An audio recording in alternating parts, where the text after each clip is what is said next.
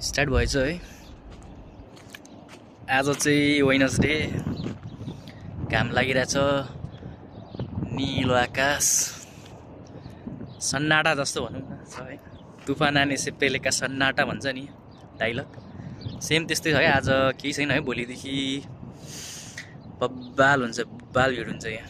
यो ठाउँ नि खैरान ठाउँ है, म काम गर्ने छु यो डिबोन्ड त्यहाँ छ। अनि त्यही हो, अब चलिरहेछ, घाम लागिरहेछ, निलो आकाश, केही पनि छैन, बमबारी मिसाल सिसाल केही पनि छैन है। अहिले चाहिँ यहाँ चाहिँ भनौँ न खैरान भनेर चाहिँ ठाउँमा चाहिँ त्यही हो। अब आज चाहिँ केही छैन, अब भोलिदेखि चाहिँ बब्बाल बिजी हुन्छ जस्तो छ। ईद हो, यिनीहरूको छुट्टी हुन्छ, अनि छुट्टीमा आउँछन् मान्छेहरू, खान्छन् जान्छन्। एक दुई दिन होइन, जस लगभग 4-5 दिन जस्तै बिजी हुन्छ होला, त्योभन्दा धेर त हुँदैन होला। त्यही हो गाइस, यति भन्नको लागि हो। Thank you.